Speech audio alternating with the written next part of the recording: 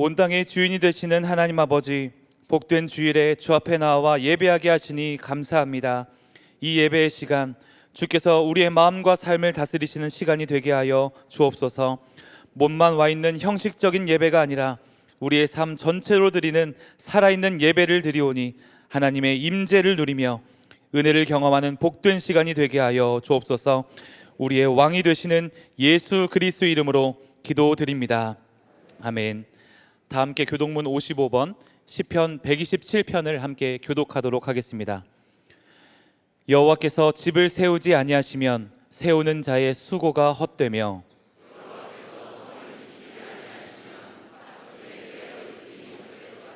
너희가 일찍이 일어나고 늦게 누우며 수고의 떡을 먹음이 헛되도다.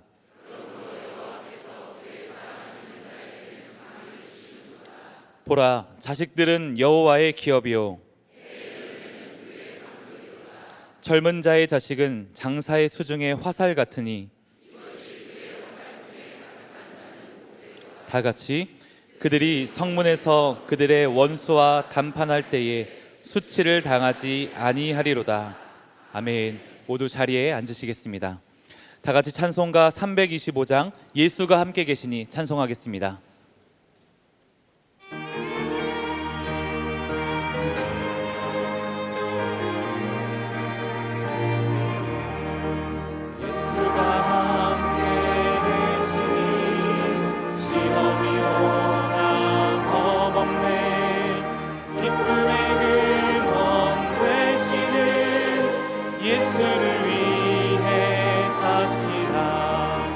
날마다 주를 섬기며 언제나 주를 기리고 그 사랑 안에 살면서 딴 길로 가지 맙시다. 이 세상 사는 동안에 주 이름 전파하면서 무한한 복락 주시는 예수를 위해 삽시다. 날마다 주를 섬기며 언제나 주를 기리고 그 사랑 안에 살면서 딴 길로 가지 맙시다. 이 세상 지름도 없어도 예수는 나의 친구니 불의한 일을 버리고 예수를 위해 삽시다. 날마다 주를 섬기며 언제나 주를 기리고 그 사랑 안에 살면서 딴 길로 가지 맙시다. 주께서 심판하실 때 잘했다 칭찬하리니 이러한 상급 받도록 예수를 위해 삽시다. 날마다 주를 섬기며 언제나 주를 기리고 그 사랑 안에 살면서 딴 길로 가지 맙시다. 이어서 갈라디아서 2장 20절을 가사로 한 찬양, 내가 그리스도와 함께 찬양하시겠습니다.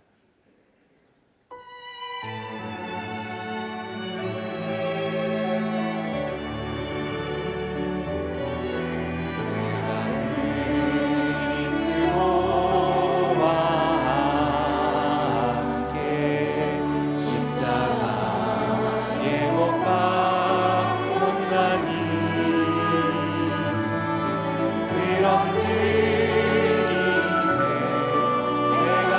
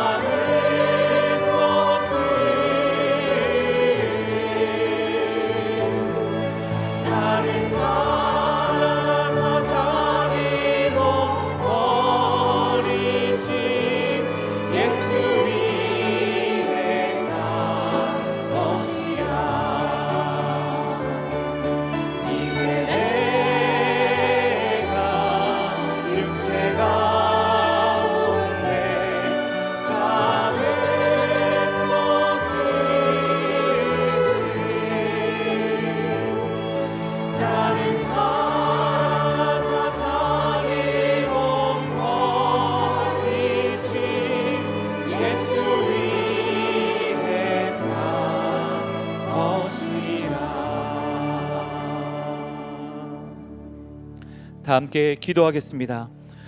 오늘도 우리의 삶을 인도하시는 하나님 아버지 감사합니다. 하나님의 섭리 가운데 주의 자녀가 되게 하시고 하나님을 아버지라 부르며 마음껏 예배할 수 있게 하신 놀라운 은혜를 온 마음 다해 찬양합니다. 예배 안에서 우리를 만나주시는 하나님의 손길을 경험하도록 은혜를 베풀어 주옵소서. 이 시간 주 앞에 우리의 연약함을 내어놓습니다. 2026년을 믿음으로 살겠노라 결단한 지 한 달도 채 되지 않았지만 하나님 앞에 드렸던 결단들이 희미해지고 주님께 받은 사명을 잊어버린 우리의 모습들이 있음을 고백합니다. 오늘 예배를 통하여 우리의 마음을 새롭게 하시고 우리의 믿음을 다시 일으켜 주옵소서. 세상 풍파 가운데 지쳐 축 늘어진 우리의 손과 발에 새 힘을 더하사 다시 한번 믿음 위에 굳게 서게 하시고 땅에 떨어진 믿음의 눈을 들어 믿음의 주요 온전케 하시는 예수를 바라보도록 우리를 인도하여 주옵소서. 너희 염려를 다 주께 맡기라 이는 그가 너희를 돌보심이라 말씀하신 주님, 사랑하는 모든 성도들의 가정을 지키시고 삶의 걸음을 인도해 주시기 원합니다.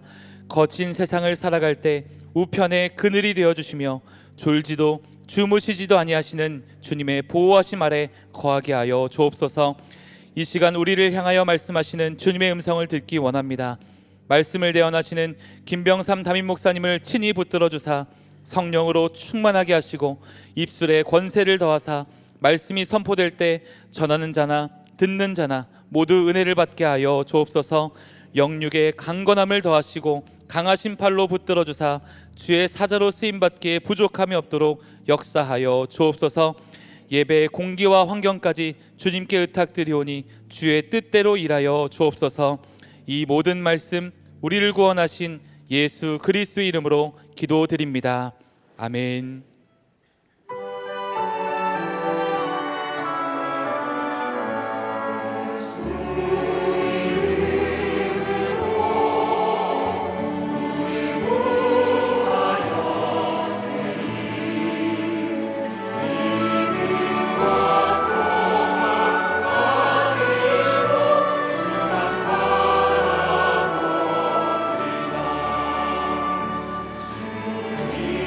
주님의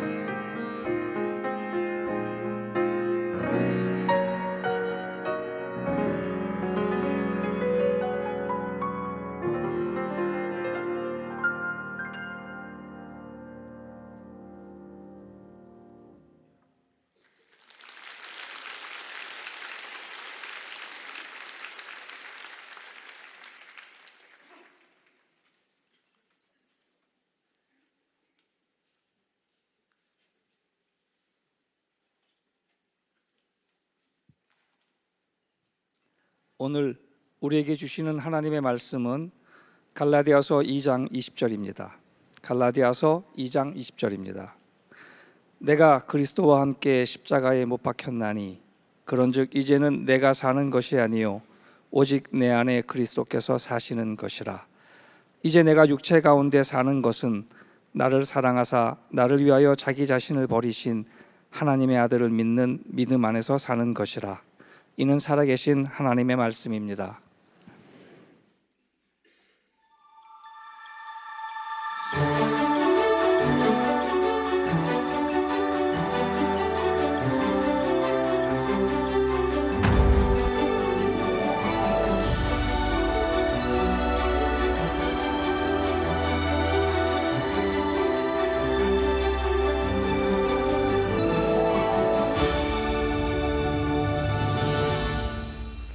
아, 2026년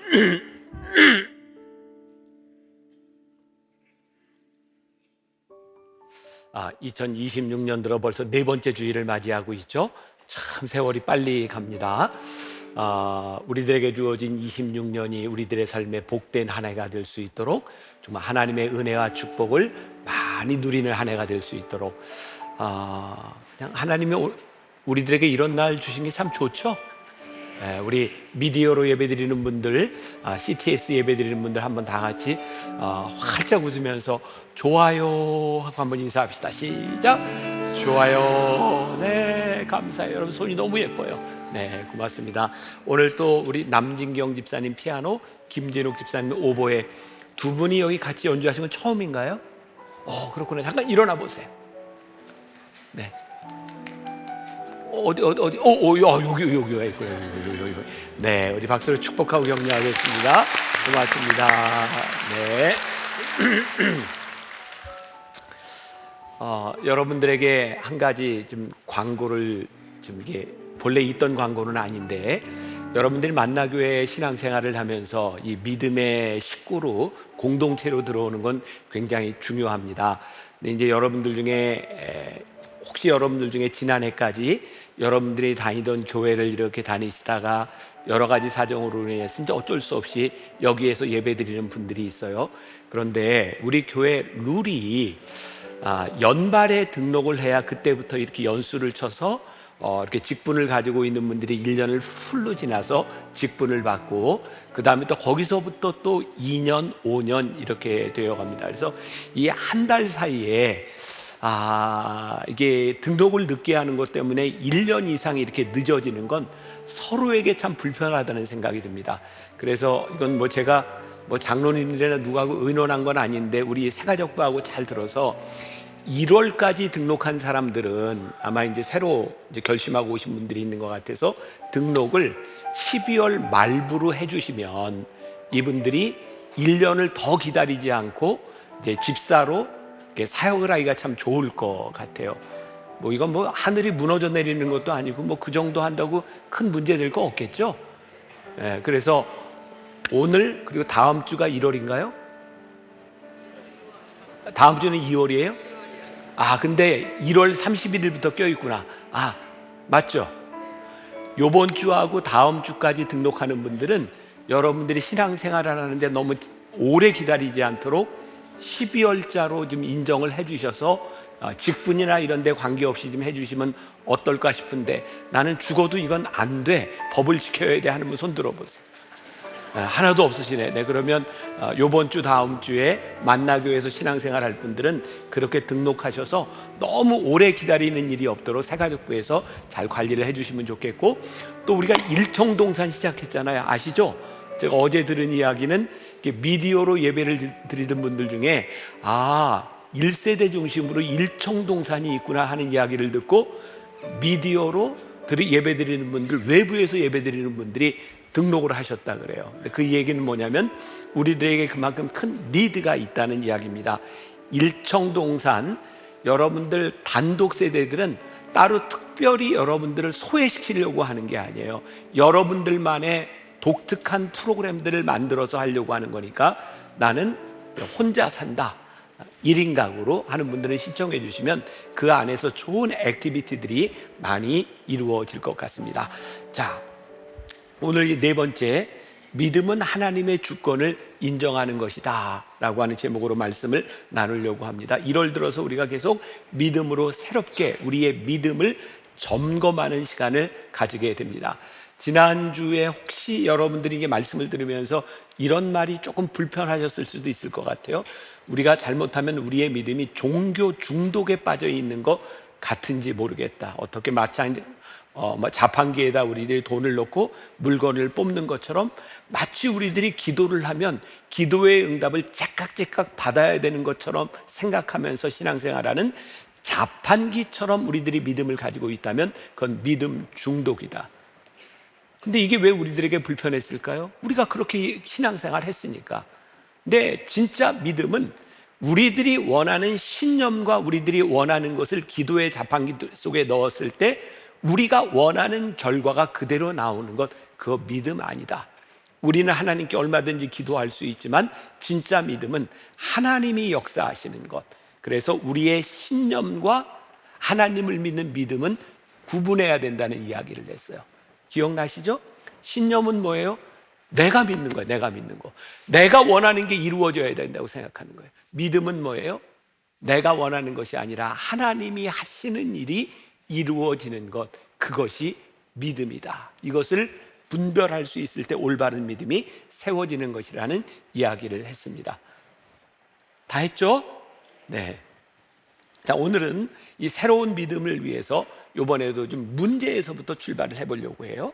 이런 문제입니다. 나에게 참된 신앙만 있다면 하나님은 내 기도를 들어주실 것이고 나의 문제를 해결해 주실 것이고 뿐만 아니라 내가 믿음으로 기도해 주는 모든 사람의 병도 고쳐 주실 거야.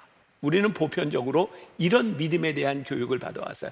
믿으세요. 기도하세요. 근데 실제 우리들이 경험하는 것들 가운데 많은 부분들은 우리들이 기도해서 응답을 받는 것도 있고 기도하지만 응답되지 않는 것들도 참 많이 있는 거예요. 이상하다.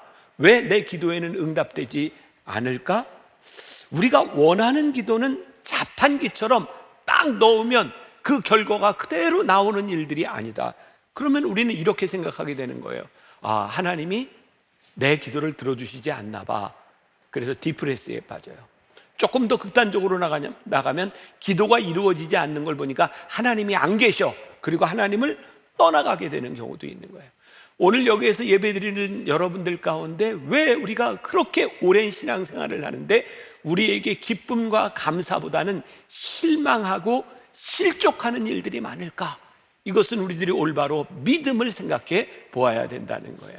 자, 오늘 여기 있는 여러분들 가운데도 우리의 믿음이 이루어지지 않은, 기도가 이루어지지 않은 실패의 기억들을 많이 가지고 계시죠? 그렇다고 하세요. 네, 맞아요. 저도 마찬가지예요. 이런 이야기가 있더라고요. 이제 살이 좀 많이 찐 어떤 분이 살을 좀 빼야 되겠다. 어떤 운동을 할까? 그랬더니 이렇게 추천을 해주더라는 거예요. 요즘 살 빠지는데 제일 좋은 건 승마입니다. 승마를 내보세요. 이분이 몇 주 동안 열심히 승마를 했는데 살이 안 빠지더라는 거예요.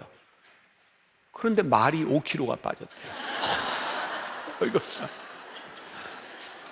우리의 인생이 그래요. 나는 이렇게 계획을 세우고 열심히 했는데 사실 일어나는 결과는 내가 원하는 것이 아니라 다른 일로 나타날 때가 종종 있는 거죠. 그런데 오늘 이 문제를 풀어나가기 위해서 적어도 하나님을 믿고 살아가는 우리의 믿음의 생활 가운데 진짜 중요한 것은, 지난주에는 내가 그리스도와 함께 십자가에 못 박히는 십자가에 대한 이야기를 했다면 오늘은 동일한 본문 가운데서 내 안에 그리스도께서 사시는 것, 내 안에 그리스도께서 사시는 것이 우리들 믿음의 어떤 본질을 이야기하고 있는가를 여러분들과 함께 나누려고 하는 거예요. 우리가 지난주에 기억하세요? 십자가를 지는 것, 우리는 십자가를 진다고 하면서도 왜 우리들에게 변화가 일어나지 않고 지렁이도 밟으면 꿈틀하는가? 십자가를 지기는 하는데 십자가의 나를 못 박지 않기 때문에 우리의 정욕과 우리들의 분노, 생각들이 일어날 때가 많이 있었다라는 이야기를 했어요.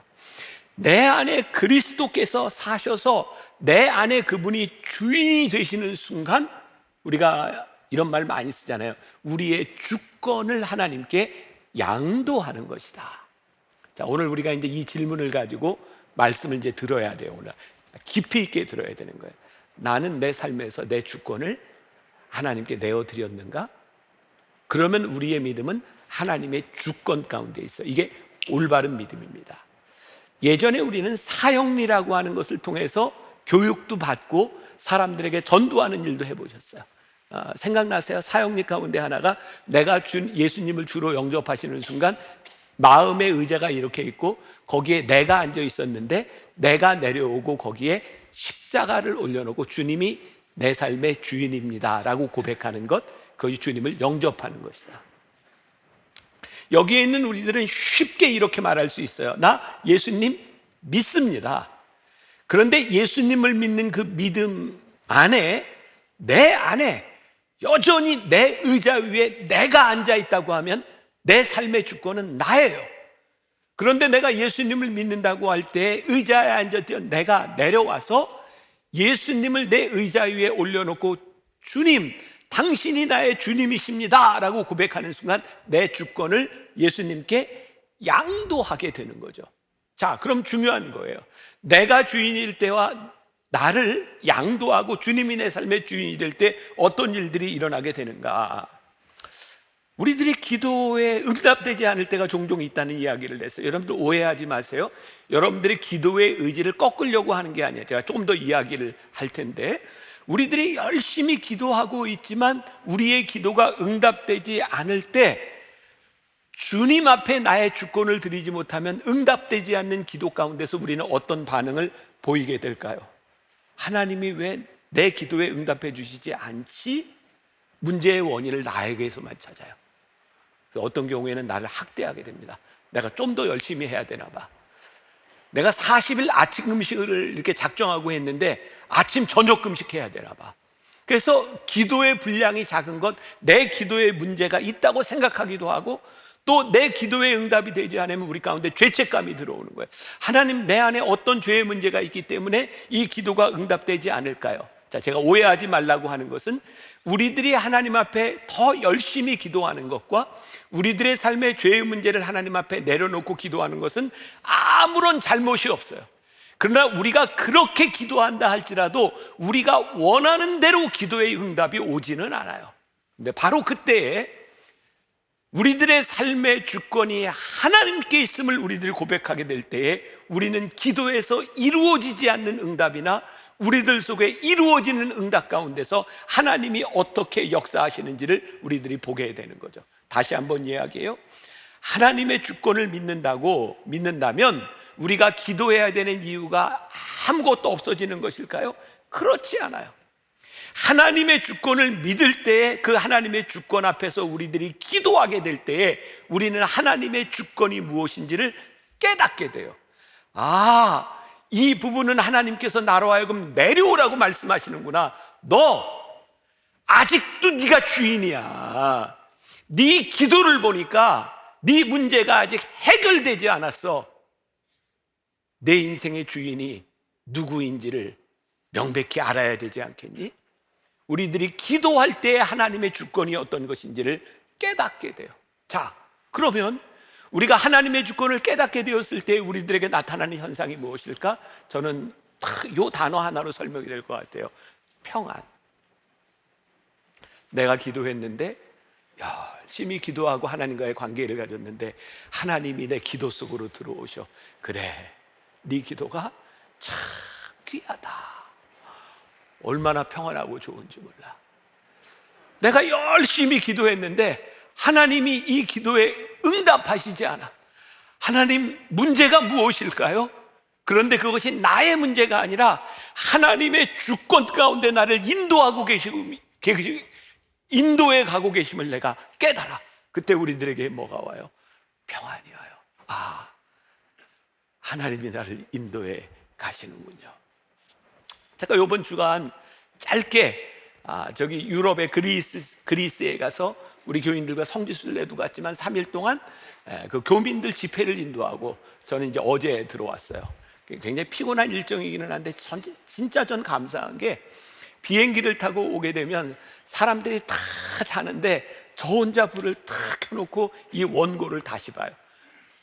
멋있죠? 저는 생각만 해도 멋있어요. 저 혼자 이제 이 원고를 딱 보는 거예요. 근데 이 부분을 이렇게 읽어 나갈 때 제가 쓴 원고를 다시 볼 때 아, 그렇구나.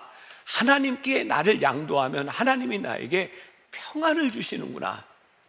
그러면서 이제 찬양이 하나 떠오르는 거예요. 내 평생에 가는 길 순탄하여, 가사를 잘 보세요.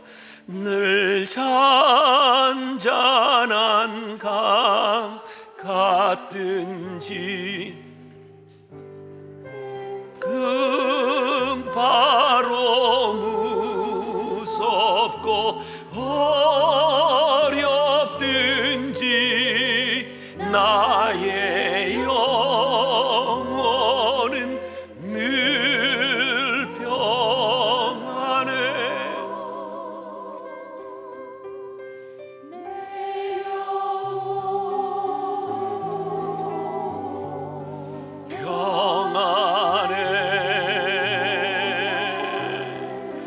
내 영혼, 내 영혼 평안해. 내 영혼,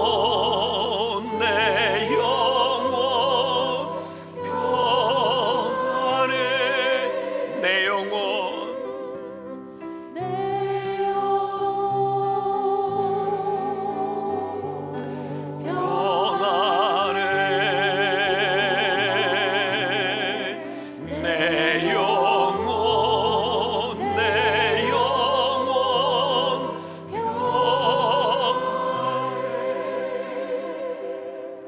사람들 다 자는 비행기 안에서 이 말씀을 묵상하고 있는데 평안이 자 밀려오는 거예요.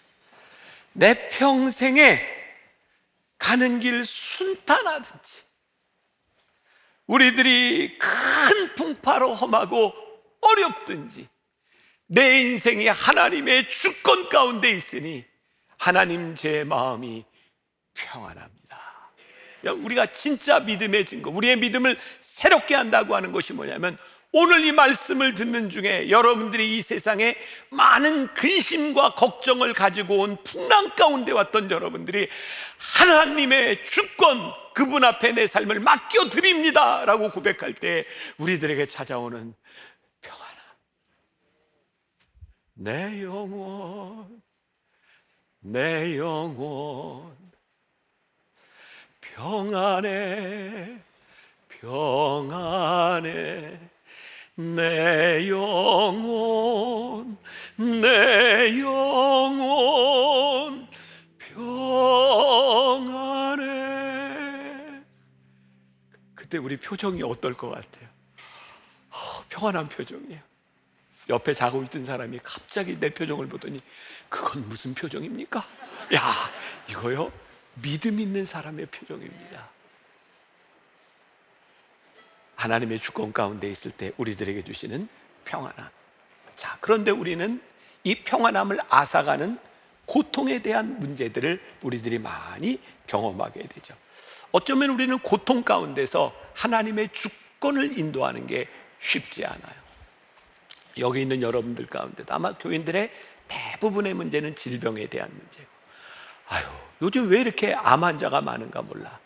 어떤 암은 좀 쉽게 치료할 수 있는 암도 있지만 어떤 암은 많이 힘들기도 하고, 내가 치료됐다고 생각했는데 몇 년 후에 다시 검사를 받아보면 암이 전이가 돼서 또 항암 치료를 받아야 되는 그 지긋지긋한 시간들을 지나가야 되는 것. 그 암뿐만 아니라 우리들의 몸에 가지고 있는 질병과 또 우리의 가정의 문제들, 많은 고통의 문제들을 우리들이 가지고 있어요. 하나님의 주권을 인정하지 않을 때, 잘 들으세요, 하나님의 주권을 인정하지 않는 사람들은 우리들이 고통을 만날 때 쉽게 이렇게 규정을 합니다. 그건 악한 것이야, 고통에서부터 벗어나야 되는 것이야. 무조건 고통에서 벗어나야 되는 것이 하나님의 뜻이라고 이야기를 하고, 좀 더 심한 사람들은 기도해봐, 회개할 게 없는지, 뭘 잘못했는지, 네 인생의 문제가 무엇인지 너를 한번 돌아봐. 마치 욥의 친구들이 욥에게 찾아와서 네 인생의 문제가 무엇이냐고, 하나님께 범죄한 것이 무엇이냐고 따져 물었듯이. 왜 그럴까요? 고통의 문제를 하나님의 주권 가운데 놓는 것보다 우리들이 합리적으로 해석하는 게 훨씬 쉬워요. 그런데 우리의 합리성으로 우리의 고통의 문제를 바라보면 우리는 이 고통의 문제에서 헤어나올 방법이 없어요. 누가 이 고통의 문제를 해결해 줄 수 있을까? 여러분, 요한복음 9장 2절부터 3절까지의 예수님과 제자들의 대화가 나옵니다. 같이 한번 봅니다. 유명한 말씀이에요. 자, 시작. 제자들이 물어 이르되 라삐여, 이 사람의 맹인으로 난 것이 누구의 죄를 인함이니까? 자기니까? 그의 부모니까? 예수께서 대답하시되 이 사람이나 그 부모의 죄로 인한 것이 아니라 그에게서 하나님이 하시는 일을 나타내고자 하심이라. 제가 이것도 이제 비행기 안에서 다시 제 이제 원고를 이렇게 보고 있을 때 제자들이 물어, 이게 묵상이죠. 제자들에게 물어 그랬는데 이게 제자들도 예수님과 함께 다니면서 이해 못하고 힘든 게 있으면 물어봤구나. 근데 저는 제자들에게 물어, 이게 제자들이 예수님께 기도해서, 기도라고 하는 말로 해도 딱 맞을 것 같아요. 우리의 인생의 고통의 문제를 가지고 예수님께 물어볼 때, 우리들이 기도할 때 우리는 어떤 생각을 가지고 하냐면 우리의 원인을 찾으려고 하는 거예요. 하나님, 제가 무엇을 잘못해서, 제가 어떤 죄를 지어서 하나님, 제가 깨닫지 못한 어떤 문제로 인하여 제가 지금 이 고통의 시간들을 지나가고 있나요? 우리는 그 원인을, 자꾸 고통의 원인을 찾으려고 하는데 예수께서 대답하시되 이 사람이나 그의 부모의 죄로 인한 것이 아니라 그에게서 하나님의 영광을 나타내기 위해서 하나님이 그에게 고통을 주고 계시는 거야. 하나님의 주권 속에 있다는 거야, 우리의 고통이. 물론 우리들이 잘못해서 우리들의 고통을 받을 수 있으나 내가 당하고 있는 그 어려움은 하나님의 주권 가운데 있는데 왜 하나님이 너희에게 고통을 허락하시느냐? 하나님의 영광을 나타내도록 오늘 이 시간을, 너희들에게 고통의 시간을 주고 계신다. 필립 얀시는 이것을 이렇게 표현하죠. 고통의 속량이다. 하나님께서 우리의 고통을 통하여 하나님께서 은혜를 베푸시는 것을 깨닫게 되는 순간 고통이 아프고 힘든 것이긴 하지만 그 고통을 하나님이 속량시켜 주셔서 우리로 하여금 은혜로 고백하게 만들어 주시는 것이다. 제자들은 고통의 원인을 죄에서 찾으려고 했어요. 예수님은 하나님의 주권 가운데서 그의 고통이 하나님께서 하시고자 하는 일 가운데 있음을 깨닫게 하셨어요. 그또 바로 그 시간 고통은 속량되는 거예요. 저는 오늘도 이런 설교를 여러분들에게 할 수 있는 게 너무 감사해요. 저 진짜 감사해요. 저 많은 육체적 고통을 제가 많이 경험해 왔잖아요. 근데 진짜 신기하게도 저는 육신의 고통을 당하면서 하나님의 뜻이 무엇인지를 묻게 되고요. 여러분, 아플 때는요 징그럽게 아파요. 그런데 하나님이 그 은혜로 제 고통을 속량시켜 주세요. 네가 이래서 아팠어. 네가 만나교회 목회하는데 내가 너를 돕기 위해서 너에게 고통을 줬어. 그리고 제가 깨닫게 되는 건 아프니까 목회가 너무 잘 되는 거예요. 이유는 교인들이 저를 불쌍히 여겨. 예전에 우리 장로님들은, 제가 진짜 많이 아플 때는 장로님들끼리, 물론 농담처럼 많이 얘기했지만 제가 병원에 입원하잖아요. 그럼 장로님들이 모여가지고 그랬대요.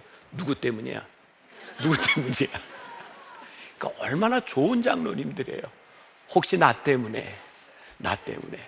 그러니까 저는 제가 힘들고 아픈 시간을 지나갈 때, 목회자로서 고백할 때 하나님은 그 고통을 다 속량시켜 주셨어요. 고통이 아프지 않은 게 아니에요. 하나님의 주권 가운데 여러분들의 고통이 있다면 하나님께서는 여러분들의 고통을 속량시켜 주실 줄 믿습니다. 이게 하나님의 주권 가운데 살아가는 사람들의 모습이에요. 예를 들어요, 우리 교회 어제도, 지난주에도 이야기했지만 오셨던 이덕주 목사님 이야기예요. 이분은 어머니가 35세에 과부가 됐어요. 아이들 넷을 남기고 신앙생활을 잘하는 어머니였고 아버지는 신앙생활을 안 하셨던 것 같아요. 아버지는 37살에 세상을 떠났습니다. 옛날에는 그런 얘기 많이 했죠. 너 교회 다니더니 네가 서방 잡아먹었다. 네 남편 죽은 거 너 교회 다녀서 그런 거다. 그런 시댁의 핍박을 받으면서 이 젊은 어머니가 아이들 넷을 키우는 거예요. 정말 어렵게 아이들을 키우는데 애비 없는 자식 소리 듣지 않으려고 그렇게 키우는데 다행스럽게 장남이 머리도 좋고 효도도 잘하고 아주 괜찮은 아들이었어요. 옛날에는 여기 이제 충주에 살 텐데 고등학교 3학년을 마치고 충주 시청에 취직이 됐으니까 옛날에는 선생님 되고 시청에 취직하고 그러면 성공하는 거잖아요, 지방에서. 이 아들이 얼마나 착한지 고3을 마치고 충주시청에 취직이 됐는데 그 남은 기간 방학 동안 그 끝나면 취직을 하고 이제 다니면 되는데 어머니가 고생하는 게 너무 안쓰러워서 어머니에게 도움이 좀 되고 싶어서 아르바이트를 하다가 공사 현장에서 죽었어요.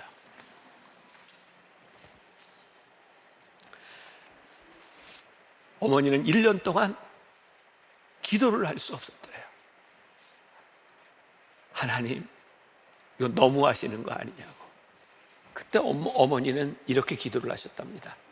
하나님, 4명의 아이 중에 왜 가장 잘난 장남을 데려가셨습니까? 말썽 부리는 둘째도 있고 딸도 있고 막내도 있는데 왜 우리 집의 소망인 장남을 데려가셨나요? 그리고 그 귀하고 보고 싶은 아들이 꿈에도 나타나지 않아요. 그렇게 넋두리를 하는데 얼마 후 아들이 꿈에 나타났답니다. 그리고 어머니에게 이렇게 말을 하더랍니다. 엄마, 이곳에서 나 무척 바빠요.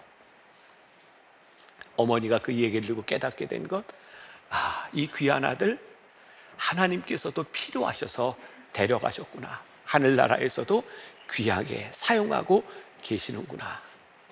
비록 현실에서 받아들이기 힘들었던 그 일을 하나님의 주권 가운데 그 사실을 어머니가 받아들여요. 어느 날 어머니가 남겨진 3남매를 불러놓고 이렇게 이야기를 했답니다. 내가 더 이상 내 자식들을 키우지 않겠다. 그때 3남매가 엄마가 너무 어려워서 우리 가족을 해체하고 다 고아원에 보내려고 그러나 보다 라는 생각을 했대요. 어머니가 이렇게 선언하셨대요. 이제 더 이상 내가 너희들을 키우는 것을 포기하고 하나님께 맡기기로 했다. 이전에는 어머니가 애비 없는 자식 소리 듣지 않으려고 굉장히 엄하게 매를 들기도 했는데 그때부터는 매를 들지 않았대요. 그리고 문제가 있을 때마다 하나님께 이렇게 기도했답니다. 하나님, 하나님의 자녀에게 문제가 있습니다. 해결해 주십시오. 그 순간부터 이 자녀들은 어머니의 자녀가 아니라 하나님의 자녀로 양육되기 시작했다는 거예요. 전 하나님의 주권이 느껴지는 거예요. 우리들의 현실 가운데서 이해하지 않고 받아들일 수 없었던 일들이 하나님의 주권 가운데서 고백되고 이 어려운 시간들을 지나가며 그래, 내가 키우려고 했던 내 자식, 내 중심, 내가 만들려고 했던 교회, 내 중심의 교회, 내 중심의 신앙 공동체에서 하나님께 나의 주권을 맡겨드립니다라고 기도할 때 내 자녀가 하나님께, 우리가 믿는 믿음의 공동체가 하나님께, 우리가 살아가는 삶의 현장의 모든 일들이 하나님께 있음을 우리들이 인정하게 될 때 우리가 비로소 깨닫게 되는 것이 하나님의 역사가 이루어지고 있구나, 이것이 하나님의 주권이구나 라는 것을 고백하게 돼요. 오늘 우리가 원하는 것들이 무엇일까요? 우리는 모두가 우리 마음의 소원들을 가지고 있어요.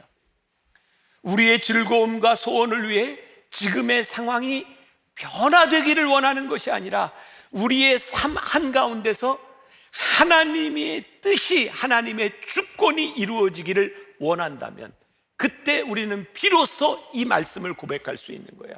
내 안에 그리스도께서 사신 것이라. 도전입니다. 이 말씀 하나 붙들고 여러분들 일주일 동안 스트럭을 해야 돼요. 우리는 지금 내 즐거움과 내 소원을 하나님 앞에 놓고 지금의 상황이 바뀌어져야 된다고 기도하고 있는가? 아니면 그 어떠한 상황 가운데서도 하나님의 주권이 내 안에서 이루어져야 된다고 우리는 기도하고 있는가? 내 안에 그리스도께서 사신 것이라. 바로 이 부분이 아닐까요? 자, 또 이런 상상을 해봅니다. 보세요. 여러분들에게서 여러분들의 뜻이 있어. 내가 원하는 거 있어. 이건 하나도 잘못된 거 아니에요? 근데 여기에 하나님의 뜻이 달라. 우린 또 기가 막히게 이런 건 알아요. 여러분 헷갈려서 예수 못 믿으세요? 내가 보기엔 알아요. 하나님의 뜻과 내 뜻이 무엇인지. 근데 우리는 그럼 이렇게 기도하죠. 하나님, 좀 내 뜻하고 하나님 뜻하고 좀 맞으면 얼마나 좋을까요? 그래서 어떻게 기도해요? 하나님, 좀 제 뜻대로 좀 따라와 주세요. 힘겨워요. 왜? 하나님이 여러분들의 뜻을 따라가겠습니까? 근데 우리는 그것 때문에 힘겹게 기도하잖아요.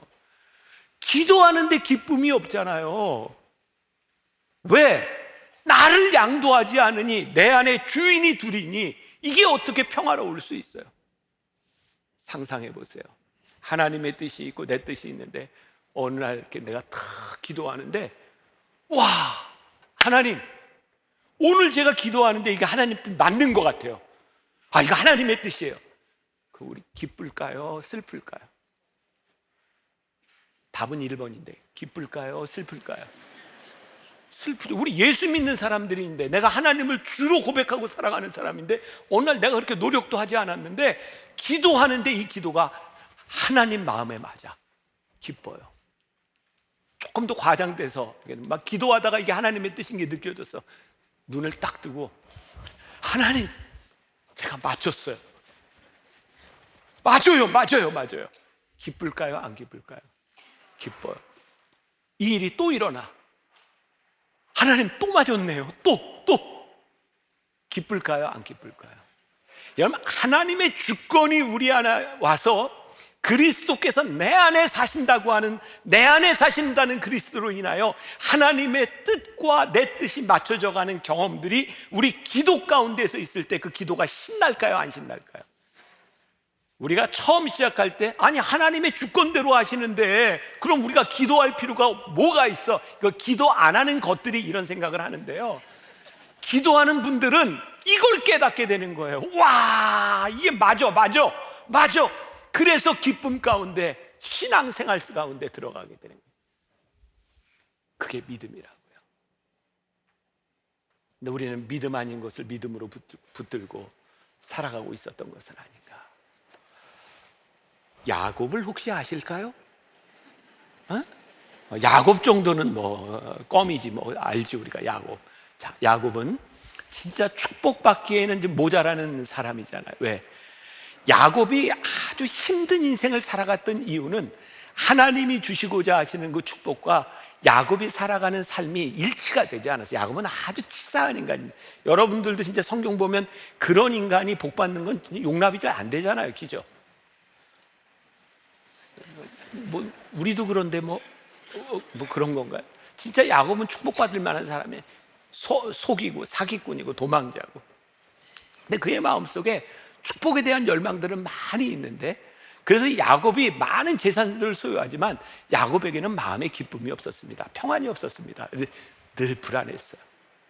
근데 하나님께서 야곱에게 처음 베델에서 그 약속하셨던 축복을 약속하셨던 그 축복, 야곱은 그 축복을 붙들고 있었지만 하나님이 주인 되지 않으시니까 늘 갈등 속에 살아갔던 거죠.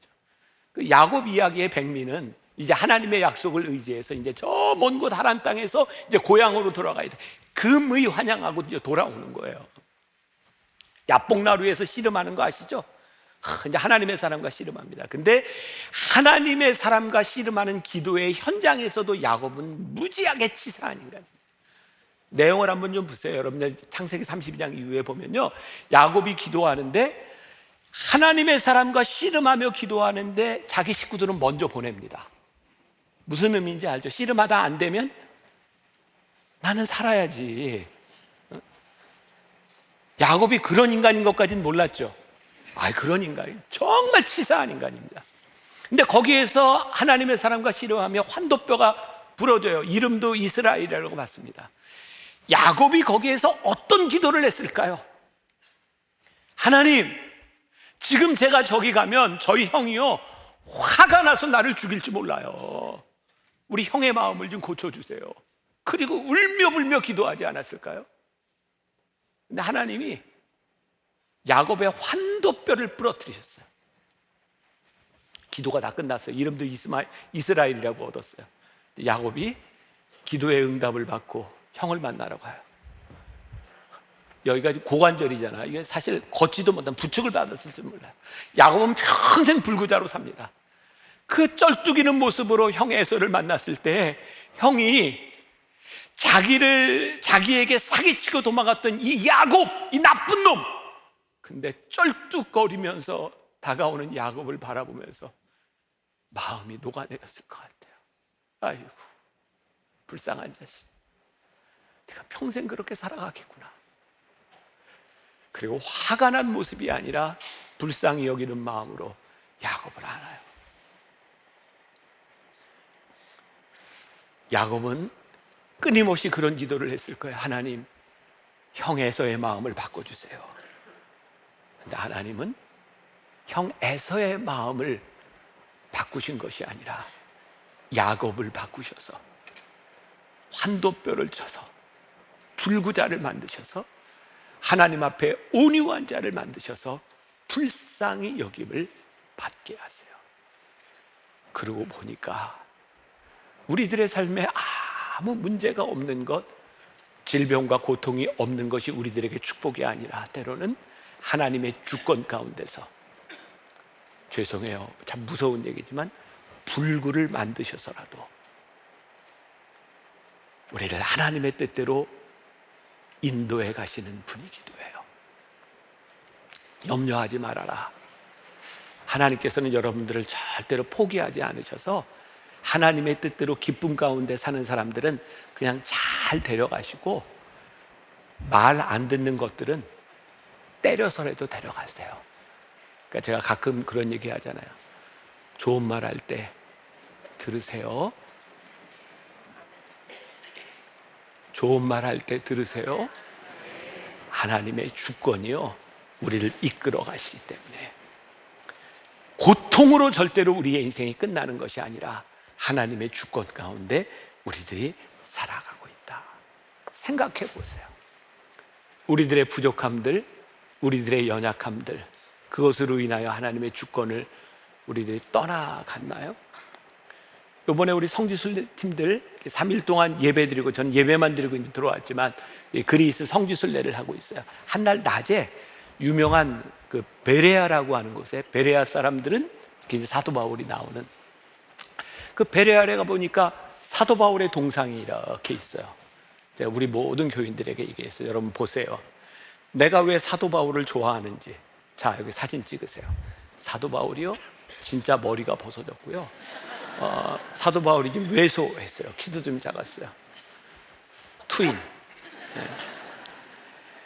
제가 이런 얘기합니다. 우리 젊은 목사님들, 여러분 목회할 때 진짜 목회 열심히 하면 둘 중에 하나, 머리가 빠지든지 머리가 희든지 둘 중에 하나 합니다.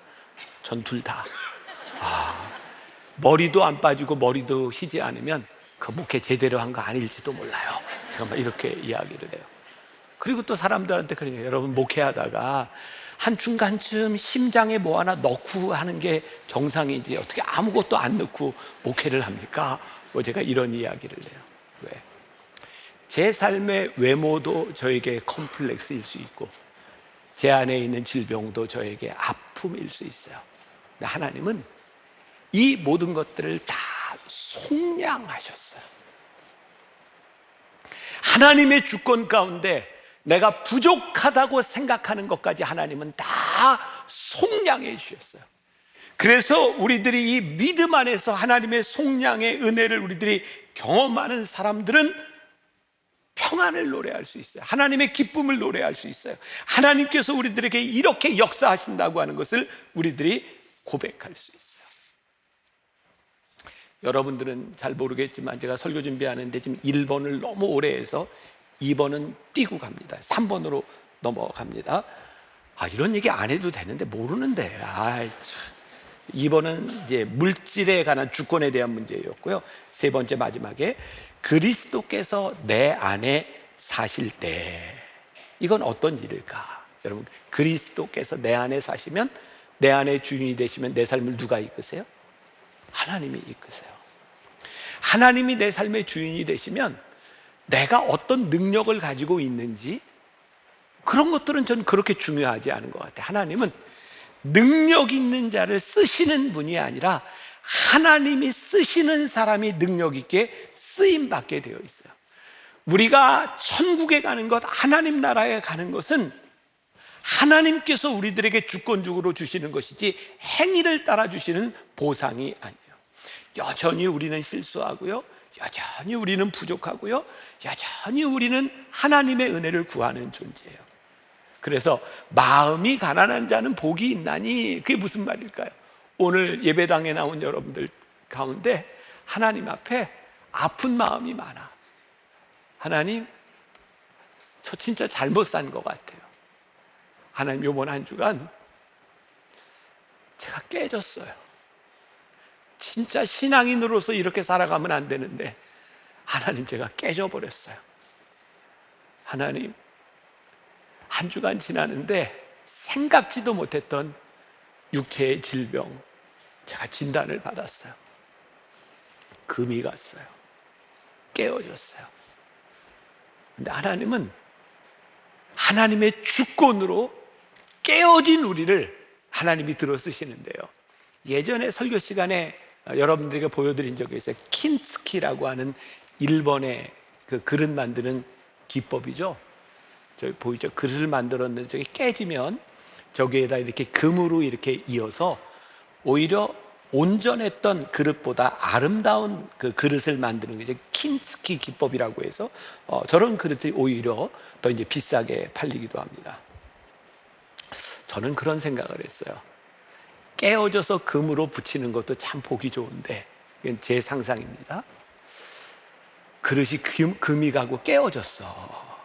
근데 거기에 하나님의 영광과 하나님의 은혜가 그 그릇 속에 쫙 들어가잖아요. 그걸 어떻게 하면 구현을 했으면 좋았을 텐데, 그러면 깨어진 그릇의 금 사이로 찬란한 빛이 뻗어나가요. 깨어지지 않은 그릇에는 하나님의 은혜가 담겨져도 그 은혜가 밖으로 퍼져나가지 않아요. 근데 깨어진 그릇에 하나님의 은혜와 하나님의 영광이 들어가면 그 틈 사이로 영광의 빛이 비춰지기 시작해요. 제가 사도 바울 참 좋아한다 그랬잖아요. 사도 바울의 빛나는 인생은요, 그의 약함 가운데 있었어요. 약함이 강함이라.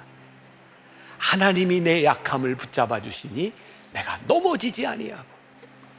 사도 바울의 깨어진 그릇 가운데서, 부족한 그릇 가운데서 하나님의 능력이 나가기 시작했어요. 헬리나 우연히 이런 얘기를 해요. 예수님 역시 자신의 몸이 찢기심으로써 친히 새 생명의 길이 되어 주셨듯이 우리 자신이 입은 상처들이 바로 다른 사람들에게 생명을 주는 원천이 될 수 있음을 깨닫게 된다. 주님의 깨어짐이 우리들에게 생명을 주셨듯이 깨어진 우리 가운데서 틈새로 빛이 들어오고 빛이 나가기 시작할 때 우리들은 새로운 변화를 경험하게 돼요. 하나님의 주권을 믿는가? 우리를 사랑하셔서 새롭게 빚어가기를 원하시는 하나님의 마음을 우리가 믿는가? 하나님의 주권이 우리 가운데 있으면 우리들에게 평안함도 찾아오지만, 하나님의 주권이 우리들 가운데 들어오면 우리들이 용서하지 못할 사람이 없어져요. 용서와 용납은 다른 거예요. 예수님이요, 죄인들을 용서해 주셨어요. 그런데 그들의 죄를 용납해 주신 것은 아니었어요. 여러분들 앞에 여러분들이 절대로 용서할 수 없다고 생각하는 사람들이 많이 있어요.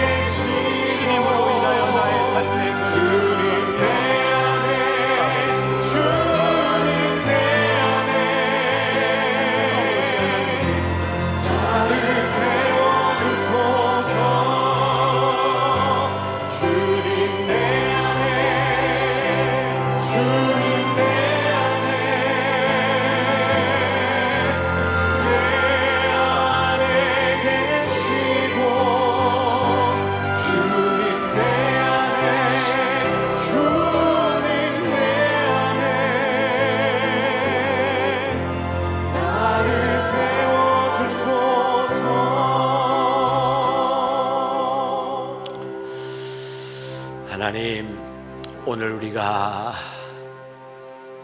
주 안의 삶으로 내 삶의 주권을 하나님께 맡기는 것, 그것이 온전한 믿음임을 배우고 고백합니다. 여전히 내 안에 내가 살아 하나님의 뜻과 대치에서 평안을 잃을 때가 참 많았습니다. 우리의 인생의 문제들을 내 생각대로 풀어나가려고 하는 오류들도 우리들 가운데 있었습니다. 일주일을 지나는 동안 내 안에 사신 그리스도, 내 안에 계신 주님이 나의 주인이 되어서 우리들의 삶을 결정하게 하시고 판단하게 하시고 우리들에게 주시는 평안을 고백하고 돌아오는 한 주간이 되게 하여 주옵소서. 오늘도 하나님 앞에 드려진 귀한 예물들이 있습니다. 복되게 하나님 나라를 위하여 잘 쓰여지게 하시고, 우리 사랑하는 성도들 어려운 때를 지나가며 물질로 인하여 고통당하지 않도록, 물질로 인하여 범죄하지 않도록 손길을 붙잡아 주시고, 하나님 하늘문을 여시고 위로하여 주옵시고 인도하시고 축복하여 주옵소서. 지금은 우리 주 예수 그리스도의 은혜와 하나님 아버지의 무한하신 사랑과 성령의 인도하심이 주님을 나의 주로 고백하고 나아가는 당신의 사랑하는 모든 백성들 위해 지금부터 영원까지 함께 하시기를 간절히 축원하옵나이다. 아멘.